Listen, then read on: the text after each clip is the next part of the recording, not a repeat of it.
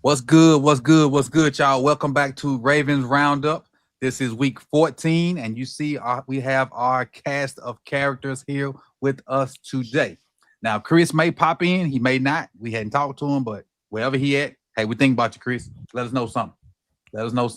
But with that being said, let's dive right into and introduce everybody, especially for the new people. That's it's their first time here because we've been picking up a few followers here and there. So for the new people that hadn't seen the show, we'll introduce our first panelist, and that is Jose from Lunch Break Hot Take. What's good with you today?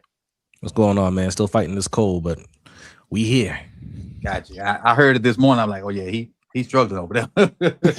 yeah. And we have Sutton from PRP, aka Purple Rain Podcast. If you follow him already, you see he just got off maybe 30 minutes ago. What's good on your end over there? Everything's good, man. Besides these Ravens aren't good at all. Probably the bane of my existence currently. But like you said, shout out to the new listeners. Ready to get into it. And Carrie, 1/3 of the Deep Cover Podcast. And normally I finesse you guys a Deep Cover Podcast every week. So if Chris don't show up, we got Carrie, and I know Mike gonna show up tomorrow unless he got to work for Chalk Talk because he loves Chalk Talk just as much as I do. So we probably gonna get you 2 of the 3, but the one that's here 2 days in a row, we'll see. He might get a little PTO because he worked 2 days a week. So he might be taking care of them babies too. If he's taking care of them babies, it is what it is. He got to handle his responsibility first. So we got a few questions we're gonna talk about, but we're gonna also talk about some of the new discoveries that have came up over the past 24 hours. And the one I want to start with is Tracy Wolfson's comment. If you guys know, she made the report about Lamar and Falele. Originally, it sounded like arguing, but she tried to kind of walk it back today. So I want to let you guys listen to it if you haven't heard it, and then we'll go from there. So chat box, when I play this, give me a thumbs up if you guys can hear it, because I know we'll be able to hear it, but I just want to make sure you guys can hear it as well. So let me add it. Felt that what you were saying wasn't that Lamar was necessarily like screaming at Daniel Falele or blaming him, but the internet seemed to run with that. So I wanted to let you sort of explain, because it did not sound like that to me in the way that you were saying. Yeah, look, we get snippets. We can see and only report what we hear, right? Certain things, we can't report everything. That is not, our role. And, but it was just communication, right? Just conversation between Lamar and look, Lamar rarely gets up and talk. It was Falele that came over to him. Lamar rarely gets up and interacts, and a lot of the quarterbacks do that, by the way. They sit by themselves, they do their thing. And then there's other quarterbacks, who get up and go over and talk to their line and their wide receivers and running backs and are really involved. It's just the personalities of the quarterbacks. But Falele felt like he had to come over and explain what was happening, felt like they saw something. And so, yes, I think it was misconstrued, that report, and I apologize if it came off that way.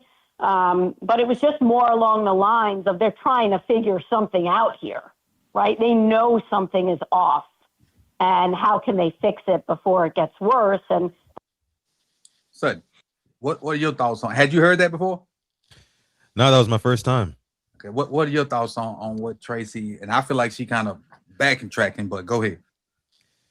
Yeah, man. I mean, the whole time I'm listening to that soliloquy from Tracy, it sounds like I could only just imagine. I was just imagining in my head, like Daniel Falele knowing that he just missed the block to take the Ravens off the field, and Lamar Jackson being visibly upset on the sideline, and Falele feeling like the onus is on him to go over there and explain his fuck ups. You know what I mean? You know how when you fuck up and you fucked up, somebody's clearly mad about it, you gotta go explain yourself, like, man, I really think that this is going on right now. So I think it was one of those sort of ordeals. But I mean, other than that, like when I heard the original story during the game, here's the thing that kind of remains consistent. There's turbulence on the sidelines with the players, right? And I feel like, and I said this earlier on my show, Now Lamar Jackson is in that sort of like rebellious teenager phase of his career, figuratively speaking, because before, a lot of times early in his career, when things went bad, he wasn't smashing his helmet on the sideline, right? He wasn't like yelling on the sidelines and things like that. He would just go back and live to fight another day. But now him being visibly frustrated and somebody's yelling on the sideline, hey, they know exactly what's coming. They know exactly what we're doing. Listen, they don't play defense, so they're not directing that to Zach Orr. They're not directing that to Todd Monken. Todd Monken can't hear them. He's all the way up in the box. Right. If there's anybody within earshot that's going to hear and feel what Lamar Jackson or whoever was saying that, it's John Harbaugh. So I think that, again, it's an indictment on the offensive line and how bad they've been this season, and of course how bad they looked on Sunday. But it's also an indictment on John Harbaugh, who just can't seem to get this team on the same page. Jose, had you heard it? I had not heard it. I heard the first point when she was saying that Lamar was saying that they know exactly what's coming, and that's been a story of his career, right? Like, no matter who the coordinator is, it seems like they always know what's coming.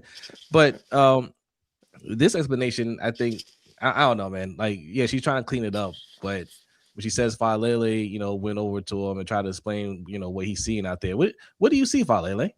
Like, the only thing he can say to him is like, okay, look, I see what happened out there.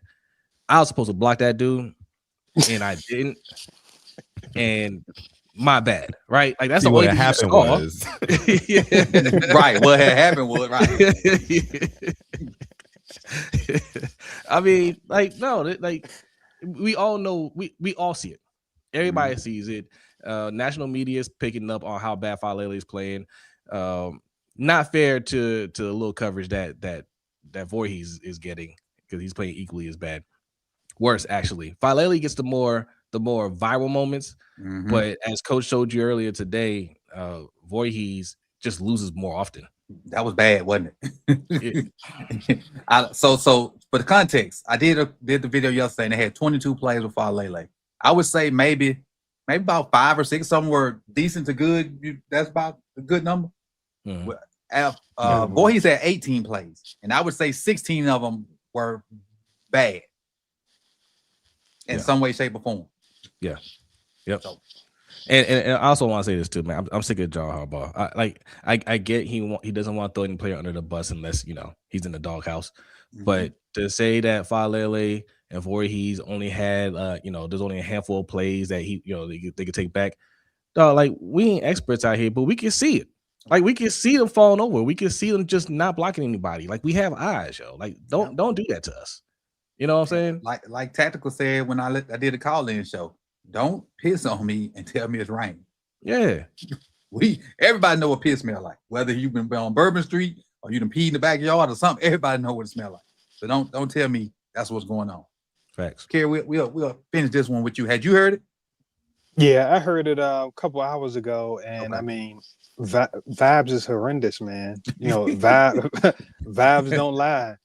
And so we're seeing, I mean, I think, maybe the way it was kind of being snowballed after she put it out there initially, I think she kind of got fearful of that and didn't want to make any enemies inside the building, didn't want to, come off as somebody that's just trying to, excite a crowd or whatever the case may be. But there's frustration there. Like, it's clear. And, to piggyback on what Jose said about Harv's, you're talking about these guards' performances and saying, they're just missing a play here or a play there. We have eyes, but the other 52, 51 players on their team, they have eyes as well. Right. And they see this season going off of the rails, and they see these guys continue to get opportunity after opportunity after opportunity. And, the season is falling right before our eyes.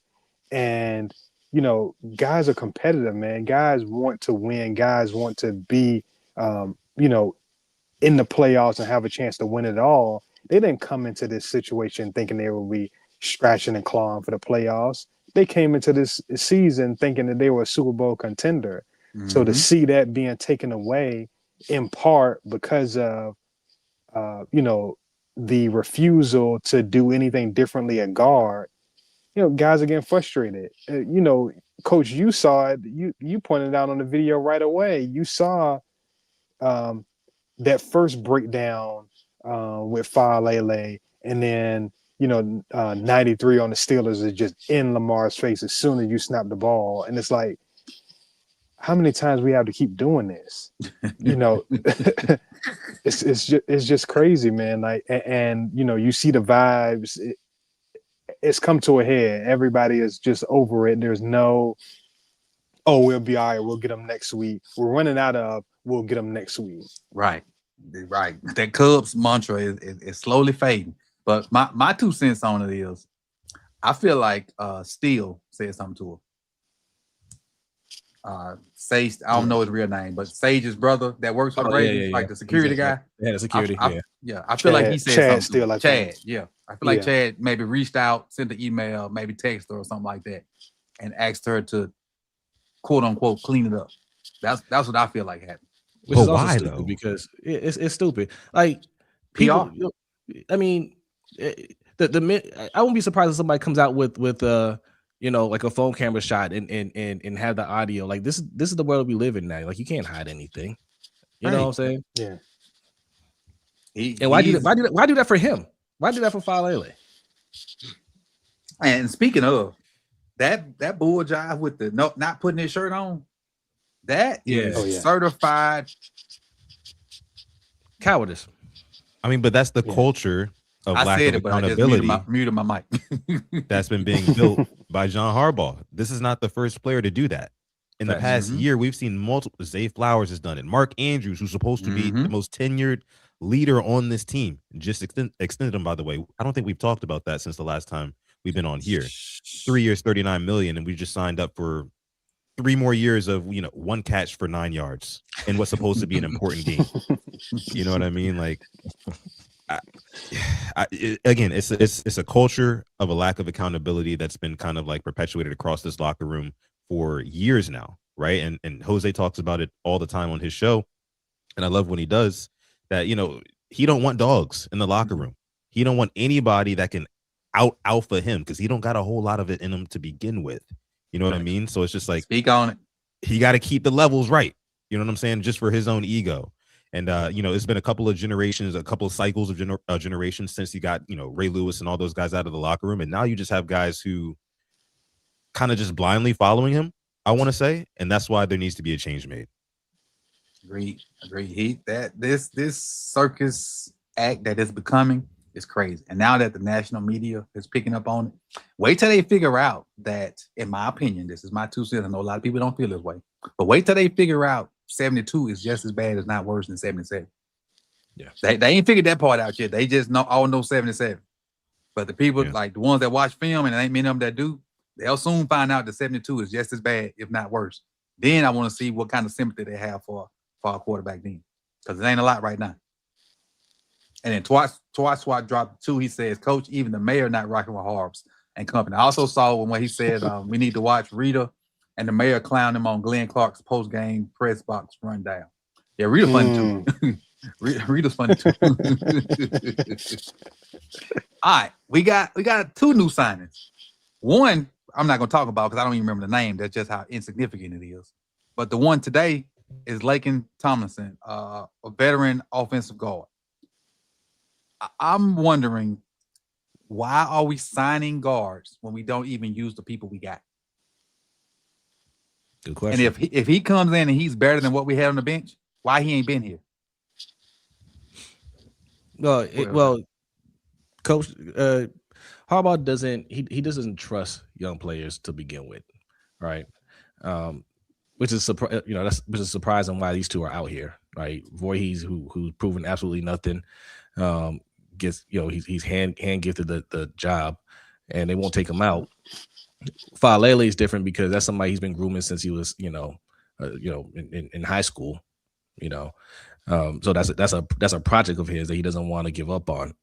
But in general, he likes to have veterans if he doesn't know you personally, if he doesn't have a relationship with you, he likes to have a veteran there that's already been coached, that doesn't need any type of coaching, because we're not going to, I mean, we can't coach him up, right? But I agree with you. I think Emory Jones has done enough to get a shot out there. Let him go out there and play. That's another thing Harbaugh said that kind of pissed me off, was that Emory Jones didn't outplay the guys that were out there. And I'm like, Ooh, had my blood boiling. He stabbed and turned when he said that one on me, boy. Man. Right. If you, I mean, just say, you don't have to do all that stuff. That's what gets me mad. Like, you don't have to go out there and lie like that. Just be like, look, we like our guys. I like who's out there. I want to keep them out there.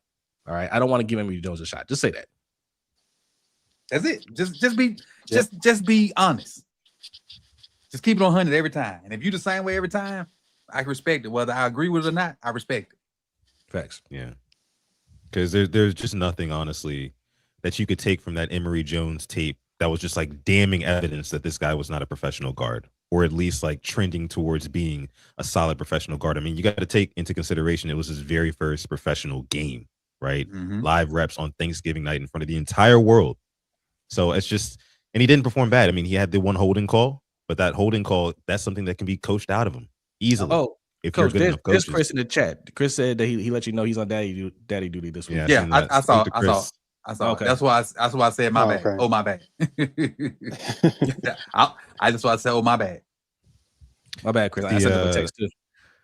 Super chat donation from Piss Whistle says 77 and 72 go down faster than Kanye at his cousin's house. Now that's crazy. Hey, that's some wit right there. Hide your laptops. Hide your laptops. Exactly, Twat. That is diabolical. If you don't know, it's a laptop story amongst that what he talked about. Just some context so you can go find it. We ain't gonna talk about it on this family channel, but you can go find it. That's pretty good, Pittsburgh. Yeah. I might owe you $5 for that one. That's pretty good. That's pretty good. But my question is, if you're not gonna use Emory Jones, before he was suspended, Ben Cleveland, and that's somebody mentioned it. That's probably picking him up because Ben's gone to replace the lineman spot, and so that's I didn't think about that.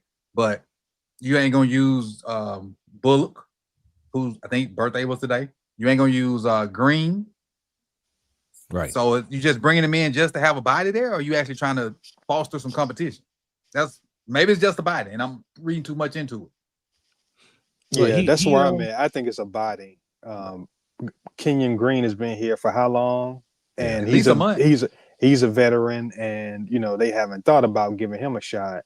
So I'm not holding my breath that they're going to bring this guy in, and all of a sudden he's going to be the savior that makes them go against holding on to their priors of keeping 72 and 77 out there. So to me, it's just Cleveland out. We needed somebody with some experience in, and that's it.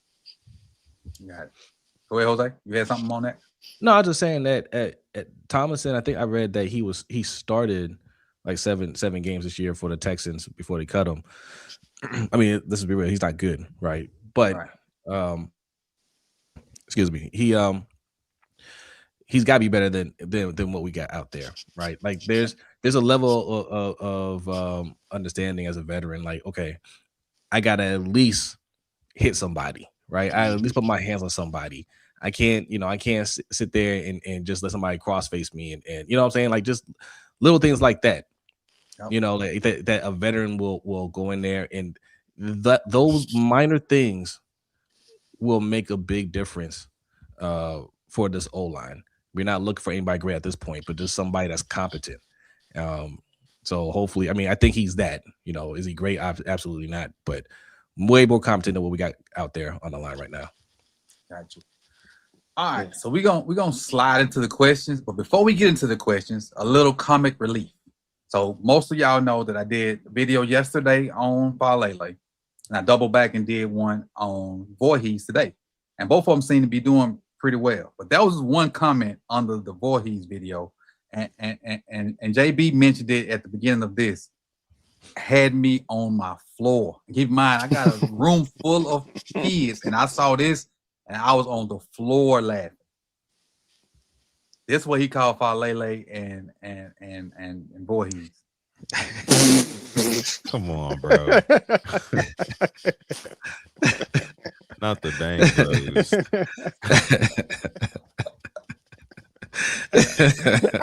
Son, when I told you, like I was in my chair, when I read it, I just slid out my chair down to the I was laughing so hard. Nah, that is egregious. That's diabolical. That is diabolical. But all right, let's get into our question. So Piss Whistle's coming made me remember that. We'll start with our first question here, and it's what's the biggest concern right now? Offensive inconsistency or the defensive collapse? In your mind, we'll start with you, Kerry. It's got to be the offensive consistency. I mean, both sides have fatal flaws. But the offense. The defense is finding a way to kind of work around that deficiency to at least be competent. They've been a competent defense for much of the time that Gilman was acquired and Hamilton is up in the box. They've been good enough to win games in a lot of these games. The offense is just so out of sync that that has to be the bigger concern. I mean, we're looking at a Hall of Fame quarterback who is frustrated every week, who is not trusting the pocket around him, who in that is off balance footwork wise, is missing throws he normally makes. I mean, you see so many people, I keep up with fantasy, so I follow a lot of fantasy analysts, watch a lot of shows. A lot of them like, man, what's going on with Lamar? And I swear, I just want to tell them dudes, turn on Ravens All 22. Don't watch anything else but the offensive line. And then when you finish watching one game, then ask yourself that question again. Right. Because and not to blame it on just the offensive line, but that's a huge part of it, as far as them being in rhythm and all this stuff. But then on top of that, you're having issues everywhere. You're having issues with the play calling. You have issues with, the receivers. The whole process. Yeah, there's no staple plays. You're seeing receivers jumping up, batting at balls that weren't designed to be targeted to them. It's just inconsistencies all across the board. So that's definitely got to be the larger concern. Jose, when he said that, what I thought about? Suge Knight say, if you don't want your tight end all in your passing lane trying to get it. But son, we'll come to you next. Go ahead.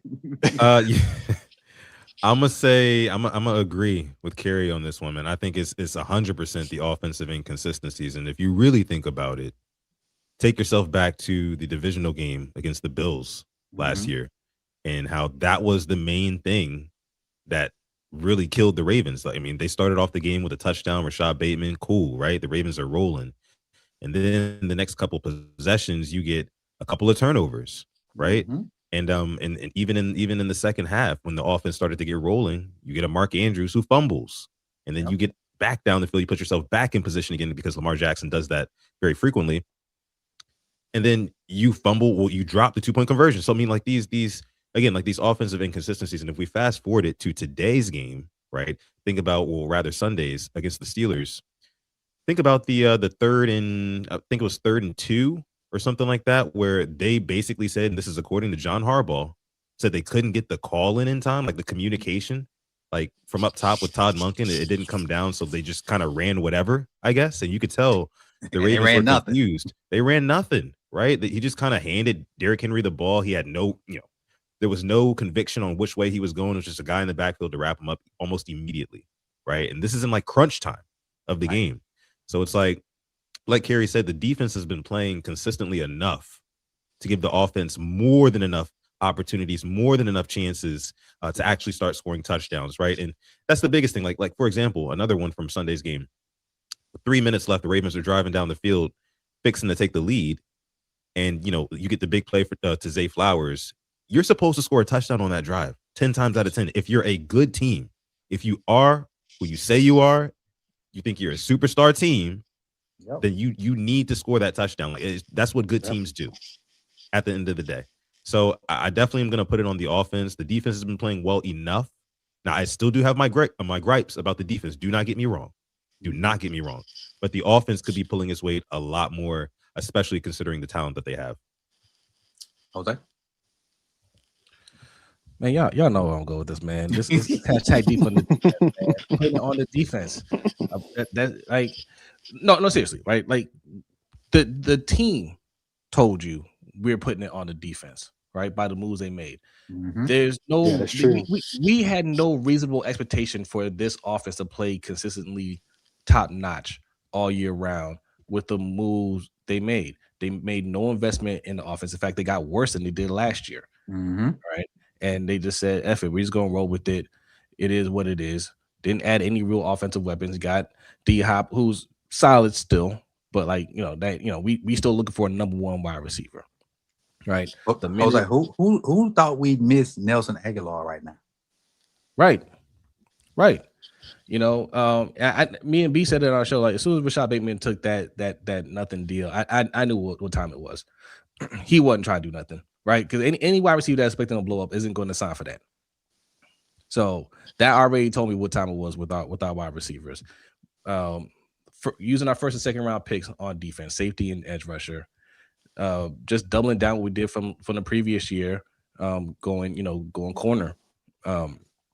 We want to be a defensive-minded team. Malachi Starks was supposed to be that missing piece in the secondary to let Kyle Hamilton roam around, closer to the line. Malachi Starks supposed to be, a turnover machine. And here we are with 4 games left. We are the 25th ranked defense. The defense has not been playing well. They've been playing bad. We've been playing better against bad teams. Mm-hmm. But we're just not good. And that's my whole problem with putting so much investment on the defense is that we don't hold them accountable. But the problem is the defense. The defense is supposed to play better. We got to force turnovers. We got to do something to keep us in these games because there's nothing on that side of the ball for us to say we have to keep winning these games. Agreed. For me, I think it all goes to inconsistency on offense. I think all problems, with exceptional special teams, lead back to the offensive line, not being able to help them sustain drives, which makes the defense play more, not being able to run when you have to run, i.e. 4-minute offense and low red zone, not being able to protect when you know it's a protection, you know it's a pass, 2-minute drill in a game. I think all the problems lead to the offensive line, offensively and defensively. Now, the fact that we can't get stuff done on special teams still baffles me. And it was noticeable this game. I don't know if y'all did, but for me, most of our drives started between the 20 and 25. Most of their drives started between the 35 and 40. Yep. So that means they need about 20 yards because they got a decent field goal kicker, about 20 yards, and they were in field goal territory, which is crazy. So a guy that's supposed to be a special teams guru. Yep. All right. Before we go to the next question, I was supposed to do this before and I forgot. The officiating. Now, we ain't, officiating didn't lose us the game, but it damn sure ain't help us win. And specifically, the touchdown that was not a touchdown, and the interception that was not an interception, and the push off that wasn't a push off. So now I'll let you start with talk about the officiating from Sunday. Yeah, I mean, well, you definitely missed out on one there, Coach. Travis Jones was called for an unnecessary roughness call late in the second quarter. which the NFL has come out and told the Ravens, apologized to the Ravens and saying, hey, look, we didn't get that one correct. Well, yeah, that was a 4-point swing right there. Yep. You know, we gave up a field goal. We ended up giving up a touchdown because of that, right? Could the Ravens have stopped them 4 more downs? Sure, but that's just not how it works percentage-wise when a defense gets a call like that against them. Did they score the next play? Yeah, they scored the very next play. Very next play, right? So there was that one, and then there was also, of course, the interception that was called an interception on the field. And look, guys, this is my biggest thing about the whole officiating. And I see we got a super chat donation, so I'll make this quick. But this is my biggest thing when it comes to the officiating, right? It's like we were told as fans, and apparently all the other analysts that cover this game as well, and who do the color commentating, even like Tony Romo, they were all told that the call on the field has priority. Even if we're going to use replay assist, unless it's just like a clear and obvious, like an aha gotcha moment, like obviously, oh, okay, that was obviously wrong, right? Unless it's one of those, you have to stick with the call on the field. And twice on back-to-back possessions, because the Steelers had the ball, there was that interception that they called an interception, they overturned it, and then we got the ball back. We tried to go down the field, we got it to Likely, they called it not a catch. Both of those calls, that was an interception to begin with on the field for Rodgers, and it was a touchdown called on the field for Likely. They overturned both. It feels sinister that we have these dark figures somewhere off in New York making these like football god-like decisions. According to Joe, is FanDuel. You know what I mean? And Joe says, you'll act like FanDuel not calling the plays. If fans see O-line problems, but paid ex-pros can't address it, that tells you the fix is in. Just like WWF, sports entertainment now, sorry. And that's what it does feel like. That's what it feels like. I've been anti-scripted for forever. But it feels like a corporate decision. You know what I mean? Like, it doesn't feel like football. I mean, the people who are there watching the sport, watching the game live and breathe right in front of their eyes, they get no sort of like, we're not deferring to them at all. I told Alex this yesterday on PRP. I said, well, if that's the case, why don't you just add more offices to that place in New York, right? And just have remote officials for every single game.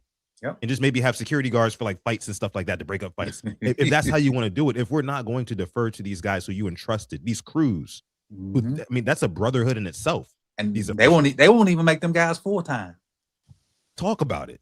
You know what I'm saying? NFL, a multi-billion-dollar business, and your officials are part-time employees. And I think that's the problem, really. I don't think anything's fixed. I just think we just have bad officials. I mean, they've gotten progressively worse since they had the scabs come in and replace those refs that 1 year, right?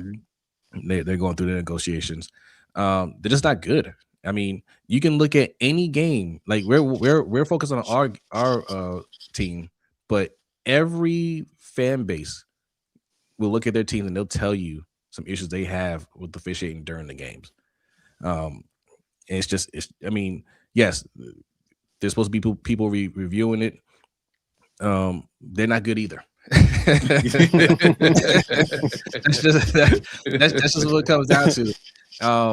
You know, they're making up these rules that they can't really back up, and in our case, on one of them, they just had to say, "Yeah, my bad, we just got it wrong." Yeah, but that doesn't help. That's 4 points right there. The touchdown, that one right there, I'll never understand that. Where's it ever been? You have to make a football move in the end zone. So what happens when you catch the ball and you toe tap it and you go out of bounds? My thing is, so obviously he catches the ball, right? Porter Jr. is reaching at the ball the entire time. So he catches it, arms bent. Yeah. Porter's reaching for it. He extends his arms so Porter can't reach it. Yes. That's like Sutton said in the short. That's one of the three things right there. 2 feet down is the second. Possession of the ball. Everything else, all this other bull job they talking about, it's like he's FanDuel making the. What if you toe tap? The Santonio Holmes catch for the Steelers. That's not a catch. Right. So all he did was caught the ball 2 feet in and failed. What was the my thing move? is, I better say, I guarantee you, if that same exact likely play is made in the open field where he catches the ball, kind of strong arms it, you can tell he has clear control of the ball, and then takes 2 big steps that are clear and obvious, and then it gets knocked out. That's a fumble. Yes, the catch it. That's a Yeah, fumble. exactly. It'll be Right? Exactly right. Mm-hmm. Which means Exactly in the end right. zone, that would be a touchdown, man. And the fact that, again, I'm going to keep harping on this, that it was not clear and obvious, because obviously it wasn't clear and obvious to the guy you pay millions of dollars to literally communicate the game of football while people are watching. Millions of people are watching. Tony Romo, he said it himself. And Jim, Gene, I clear think and obvious, it's going to stand, right? And then for you to just like go, it just goes against, like, it's so, I don't know, man. It's so contradictory to me. I hate it, but got to move on from it though. Yeah. it's a painful subject. You got thoughts about it, Kerry? My thing is, I could almost understand if it was kind of like some unprecedented thing or a bang bang call or just something that we're not used to seeing. People catch touchdowns every game. Be like, what are we doing? Like, people catch the ball in the end zone every game. How are you this bad at recognizing what's a touchdown and what's not a touchdown in this situation? Right. Like, I'm just stunned. I was talking about it on Twitter, and somebody was like, you know, what is a touchdown catch? And I said, well, you have to catch it, get 3 feet down. You got to do the 6-7 dance in the end zone. You got to pull out an ad that the NFL's choosing, show the ad, and then they'll give you a touchdown. That's what you got to do. Pretty much. Yeah, that sounds about right. The 8 steps to catching a touchdown. Yeah, that's the new rule. And what they really did was, you know, some of these rules analysts were coming out and saying, well, it's about the order of operations in the catch that matters, right? So you have to get the catch, you have to have control of the catch first, and then you have to get 2 feet down, and then you're eligible to make a football move. And they argued that likely he made his football move too early, and he would have needed to reestablish another one. And that's where just like it goes beyond the realm of common sense.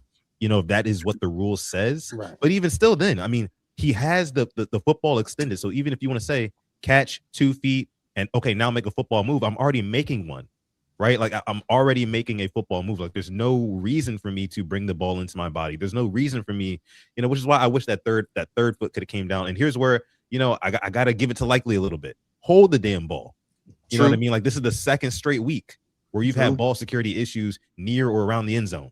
You know, like it's just it's something that you have to get better at, bro. Like I love Isaiah Likely, and I wish he would have been the one who we extended. Now, I mean, I don't know how much money he's going to be able to demand, but you got to hold that ball. But I do think the ref still cheated him, though, for sure. Jared dropped 5. He says, "Am I tripping, or did the black ref during our game look like a snitch?" My thing is, do snitches have certain like distinguishing trademarks? Like, I think snitches are like regular people. Yeah, but you know it when you see it, Coach. They don't have any distinguishing looks, but you know, I didn't see this dude, but I'm pretty sure if I see him, I'm gonna know right away. He looked green. I'm gonna know right away. That's just like when you call somebody a herb. Like, there's never been a defined definition of what a herb is, but everybody know a herb when you see it. As soon as somebody say, "Oh, that's a herb right there," you be like, "Yeah, that checks out." Yeah. Hold on, I gotta respond. Somebody told me on TikTok to change my name to Sip the Tally. It showed up as a number, and they called me Unk. So I replied, Unk don't know how to change his name. So I think it might be him in comment section. I just sent you on how to change his name on TikTok. I sure ain't know how to change it. I know it shows up user 536 something. I ain't know how to do that. I just was letting it ride. But that's fun. He came over here and sent me the directions. I appreciate you. Hey, good community. Let's go to question 2. Have injuries and depth finally caught up to the Ravens, or is this a coaching problem? Especially with the way the order of operations look and the way the team looked ill prepared. Let's start with you, Jose. I mean, what injuries are affecting us? This is coaching, right? Like, nobody's hurting the O-line. They're just bad. You know what I'm saying? We got the healthiest, sorriest O-line in the NFL. Ain't that something though? It's so healthy. Man, clean bill of health across the O-line. You don't even hear a peep about nothing. Jokers don't be on the injury report. They don't take no veteran days, nothing. Like this, it's out there.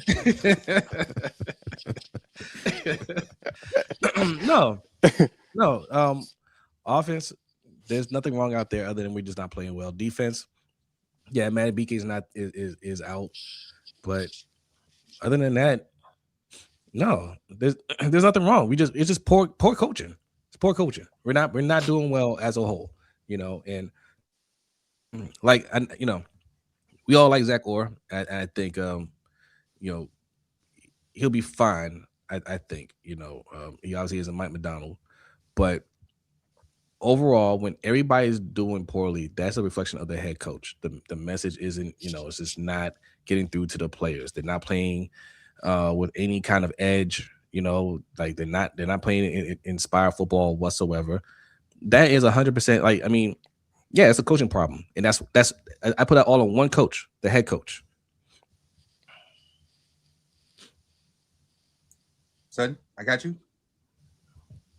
No, I somewhat agree with Jose there, but I will say one injury that's really plaguing us, and it has been all season, is Nnamdi Madubuike, who John Harbaugh spoke about the other day, saying there's a lot going on with that situation, and he's not really at liberty to talk about it. So that kind of tells you what you need to know right there. That okay, this is probably a really serious thing.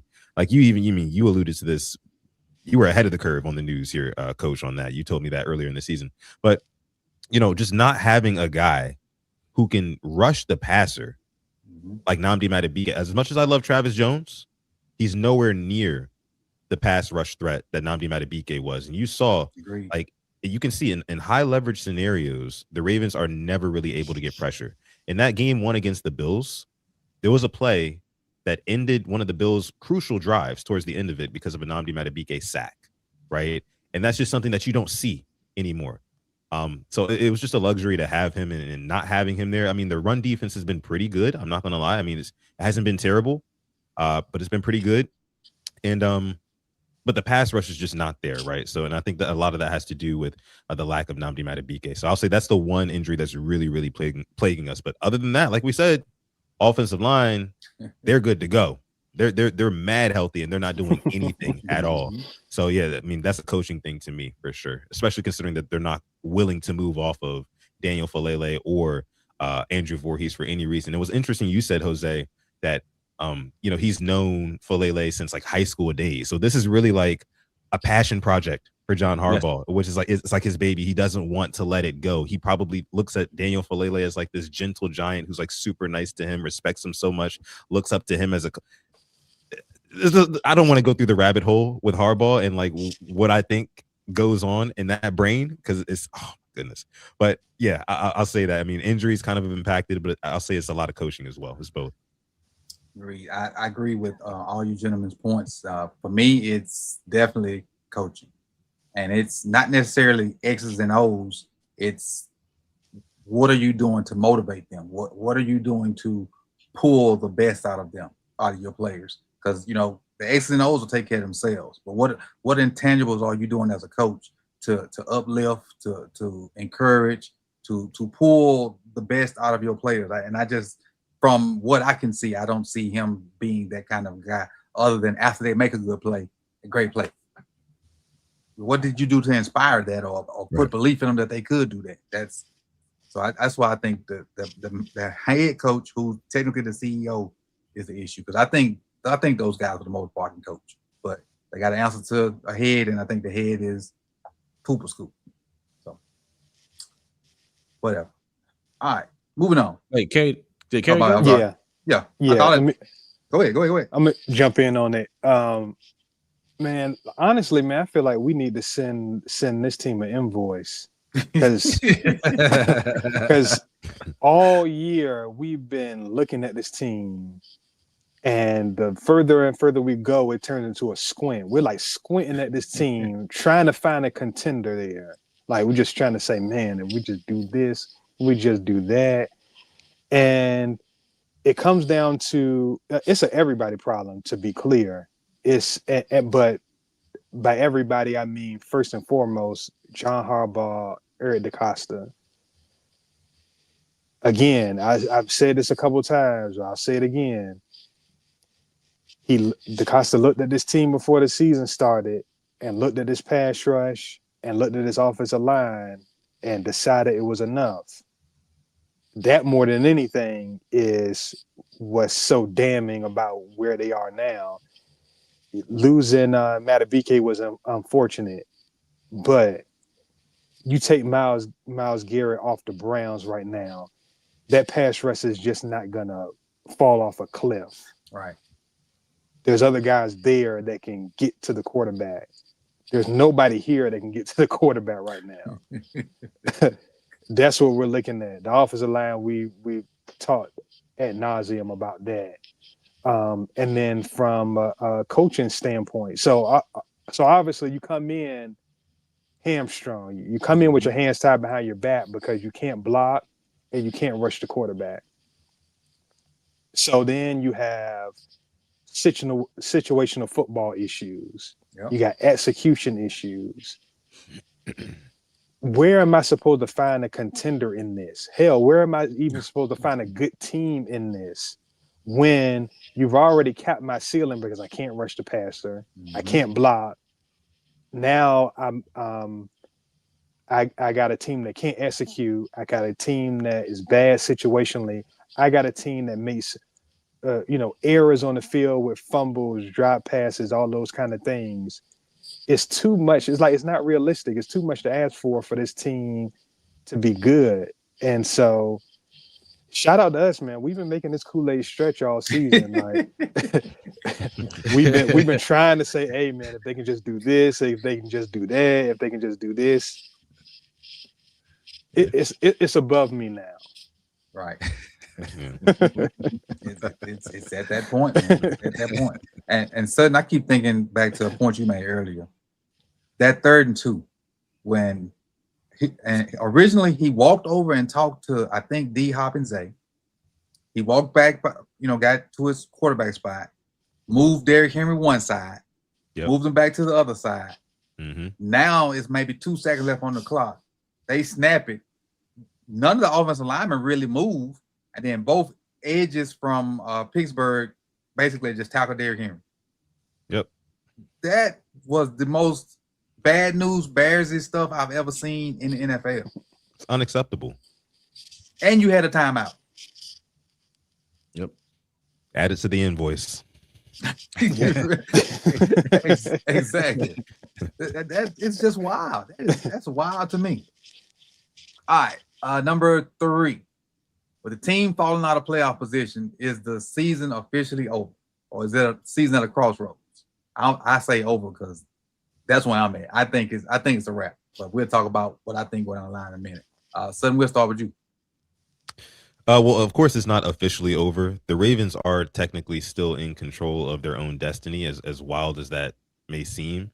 But it's definitely at a crossroads, but it's been at a crossroads all year long. I mean, even when the Ravens were winning those 4 or 5 games in a row, I mean, we all sat up here. I mean, we were happy about the success and kind of finally getting some wins on the board, but we knew that it was only a matter of time until the Ravens ran into the same problems that, had plagued them early in the season, late last season, of course, in the playoffs.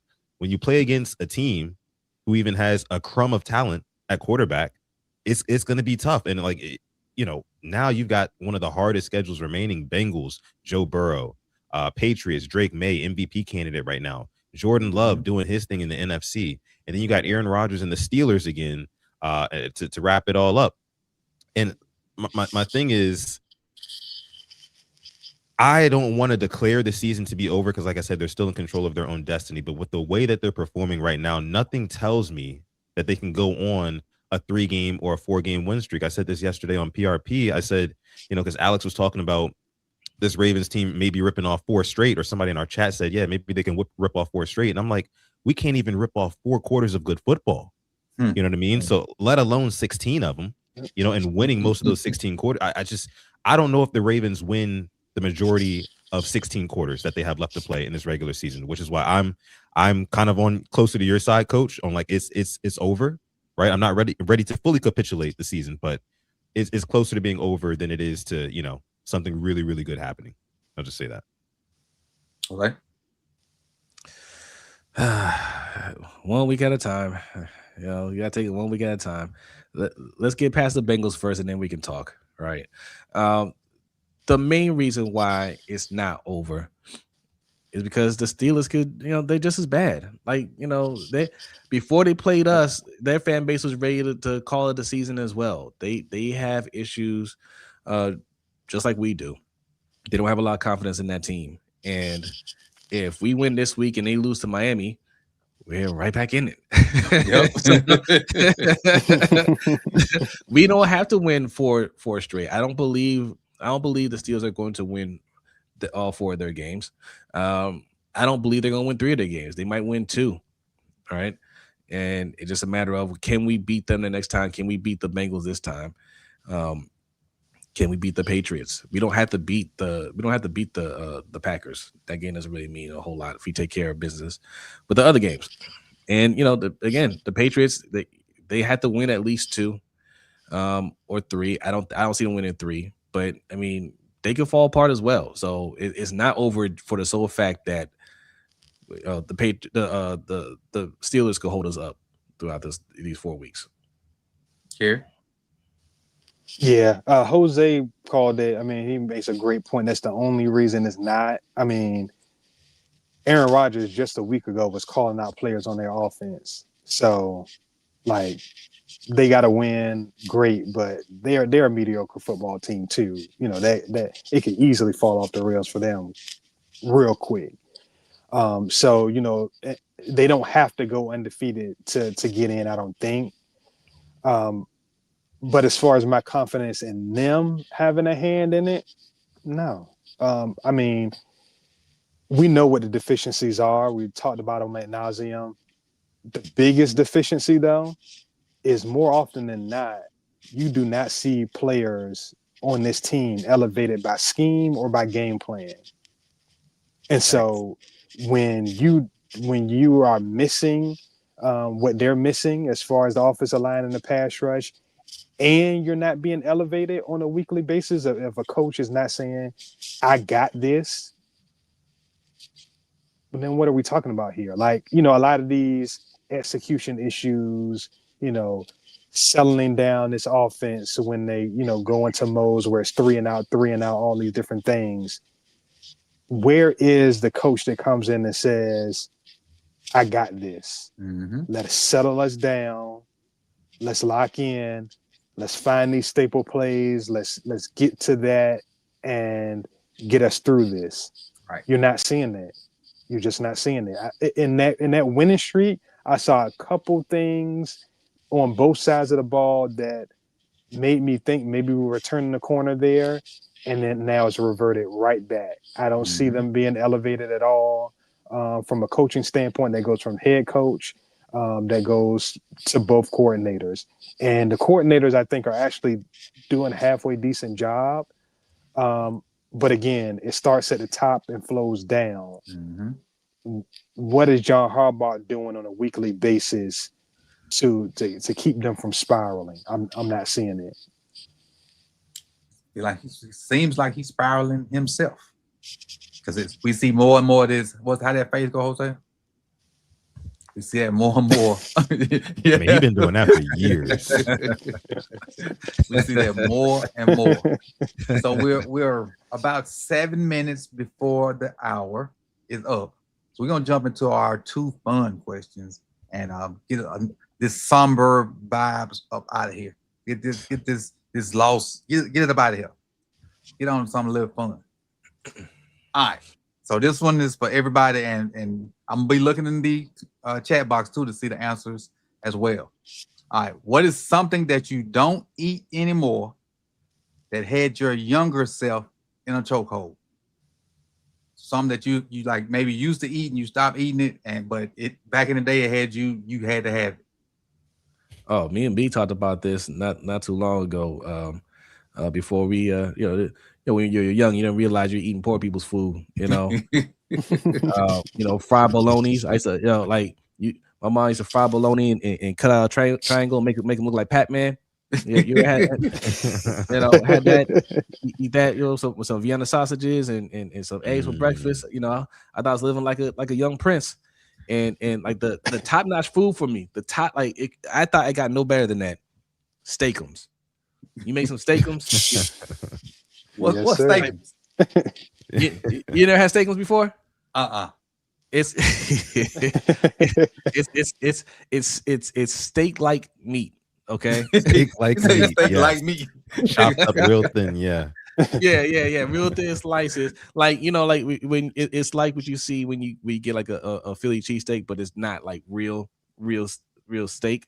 Mm-hmm. Called steakums. That's why I call it steakum. It's like steakum. It's like steak like steakum. Yeah. It's in the name,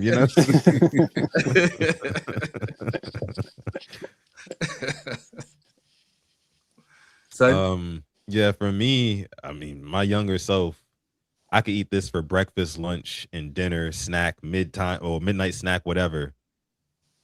Peanut butter and jelly. PB&J, man, that was my go-to for pretty much everything. Once my folks put me onto that when I was, just a little bitty child, I learned to make them by myself really quickly. You know what I'm saying? I was making them middle of the night, 6 years old, going in the kitchen, getting the knife, getting the peanut butter, getting the jelly, getting the bread, untying the bread knot, whatever, just making a mess all over the counter, make about 3 or 4 of them. You know what I'm saying? Go in my room, eat peanut butter and jellies. Even in school, high school, they used to sell the Uncrustables. That was even the more, no crust or anything like that. And I never really had a problem with crust, but those were super convenient. So for me, I'm gonna say peanut butter and jelly. I haven't had one in years though, but right now me talking about it is making me want to go to the store and get the materials to make one. So hey, I don't know, maybe I should stop talking about it. Yeah, what's up? If you ever go to New Orleans, go to Loretta's. Okay. They have a peanut butter and jelly beignet. Okay. It's gonna bring you right back. What's it called again? Loretta's. Okay. Yeah. Okay. Yeah. For sure. I have to check that out. I'm not too far from there, so I'll have to check it out. There you go. Yeah. Here. Man, for me it was Hot Pockets. Oh, and I didn't even your tongue stay burnt. Right. I ain't started feeling my tongue again until I turned 32.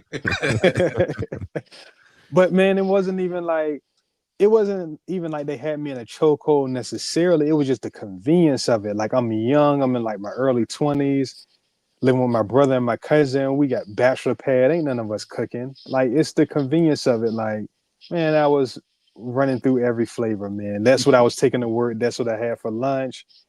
If I ain't really feel like going to the store or like really cooking nothing, that might be what I have for dinner. And it's just one of those things, man. Like a couple years that was holding me down. And then, I'm somebody that like I'll wear something out and then once I'm done with it, I'm done with it. Like I ain't ate a Hot Pocket in like 15 years, but from 21-year-old me to 24-year-old me was tearing them down. What kind were they? What kind? Man, everyone, but the pizza one, and then I think they had like a broccoli and cheddar with like chicken or something like that. Those were my I get my your main full diet ones. and get your full right. in that. Yeah. Yeah. For me, it was Lil Debbie, the oatmeal pies. Yeah. Oatmeal cream pies, man. Yeah. Let me tell you, me too. The box of them didn't stand a chance around me. As soon as I know it's open, it's a wrap. Because 1 turned into 2 turned into 4 turned into the box is empty. I don't know what happened. They had the jumbo size ones too. Mm-hmm. Oh yeah. Coach, those things are still good. I had those. I haven't had them in a couple years, but I was in a grocery store and they were on sale for like $2. Man, I had to do it. Oh yeah, I had to do it. Yeah, they still old time steaks. Those the honey buns was like that back then too. I mean, since we in the holidays, I mean, I don't know if y'all used to eat the Christmas tree cakes that they used to sell in the stores. Oh yeah, those. Oh my goodness, man. Yeah. All of that. Yeah, somebody said moon pies. Moon pies as I think well. I think it's showing on all of our faces what we about to do when we get out off the stream. Oh, Everybody's just like, man, I gotta make a slow run. Let's feed that. Last question. What's a movie you can quote word for word, and why that movie? Why that in particular movie? Kerry, I'll start with you. I'm not really a big movie guy, but there's like a few. Any of the Friday movies, like I think, especially like the first one. I remember one summer, like maybe it was probably like a year after the movie came out. One summer, like we just chilling around the crib. I swear we probably had to watch that movie like every single day during the summer. Like, so we knew it word for word. So any of the Friday movies, Soul Men with Bernie Mac and Samuel L. Jackson, like it's a whole bunch of quotables in that movie. Like if y'all haven't watched that, please go back and watch that one because that one is hilarious. So like any comedy like that for the most part. Sudden? For me, I mean, it's going to have to be one of the staples of my personal childhood. I'm going to go with Space Jam. The movie with Michael Jordan and, the basketball. That one was huge for me. I had it on VHS when I was a youngin'. And like Kerry said, he used to watch those movies every day. I used to watch Space Jam like repeatedly to the point where my folks had to actually replace the VHS because I had ran the little film out of it a couple times, just because I was just like taking it out of the VCR, shoving it back in, you know what I'm saying? Just rewatching it on replay. I haven't seen that movie in some years now. And I know they came out recently, the one with LeBron. I haven't seen that one either, but I know if I turned on that movie right now, it'd take me right back. So I'm gonna go Space Jam. All right. I'm gonna get you, sucker. I used to watch Oh man, non-stop. Like Jose. How much for a rib? what record? No, just one rib. Just one rib. Good Lord, that's a lot of money. And pulled out a bankroll. There are so many funny moments in that movie, man. Yeah, that's number one on my list. That's number one. For me, it would be the first two Fridays. And then the third one is kind of out the way. But the Matrix, very first Matrix, I can almost do work like anytime I'm doing anything and I see the Matrix on, I'm parking. That's my all-time favorite, the Matrix, and I watched it over and over and over again. But them first two Fridays, they just classics, and they got so many quotables in it from both of them, and I can't even separate the two. But I can spit them out word for word almost. Especially if we talk about but if it's on TV, I can almost say what they say at the same time, which is similar. The Matrix was so like different when it came out. It was groundbreaking. Yeah. You know what I mean? Yeah. It's one of those. We don't get movies like that anymore. I don't feel like. No, everything's like a remake or a play off something old, or let's bring something old back. And apparently those are the only movies that make money anymore. Apparently, like the franchise stuff that they just bring back constantly. They just reboot a whole bunch of stuff, and the superhero movies. But outside of that, I feel like we don't get the same level of creativity that we used to. But a lot of it has to do with people not going to the movie theaters nowadays as much. So I get it. It's these corporations not really allowing for creativity, right? Like they just look at everything as a dollar sign, and they just want like these cookie cutter, movies. Like, hey, this formula worked, just go with this. We don't care if it's that great. Like we know it'll make a certain amount of money, and we'll get our return of investment on it. That's what it is. These studios really have really killed like the creativity in a lot of sense. That's why when something like Sinners comes out, everybody's raving about it because you don't get that type of original filmmaking that often anymore. Yeah. We need more movies like that for sure. And Sinners was the best movie I saw in this calendar year. Yeah. And it wasn't even nominated for like the because I think it was up for an Oscar or a Golden Globe or something like that, but it wasn't even nominated for like Best Picture. you know, and like that really threw me off. It was like a bunch of movies that I had never heard of, you know, but Sinners was definitely like a monoculture moment. Like everybody went to go, you know, see that movie. But we definitely need more like that. We need way more. Yeah. Those original thinkers. We need them out there. Yeah. All right, good people. That is Ravens Roundup week 14. We are 2 L's down from the Steelers. That means they're a game ahead of us because they got a tiebreaker. And hopefully we'll have some different results here versus the Bengals. I, for one, at this point, am not hopeful of that because especially if they have T and J-Mar. I know T went back to concussion. Protocol. I think he's not playing. Yeah, I know he went back, and which is strange because he was in it before, played this week, and then went right back in it. So that's kind of scary right there. So I'm assuming he probably not playing because that's some Tua type stuff. Right. When Tua went on that concussion train for a minute, so you got to be careful right there. Yeah. But that's our show for this week, man. I appreciate you guys for coming out. You could have been anywhere in the world, but you chose to be here with us. And Sutton, will you close us out with that your outro for your show? Yeah. Appreciate everybody for coming through. Make sure you leave a like on this video. Make sure you subscribe to Sip to Tally Films, the channel you're watching right now. We appreciate you guys. And as always, stay positive, test negative, and never, ever, ever forget, even on the rainiest of days, to call God. We out. Yes, sir. Peace, y'all.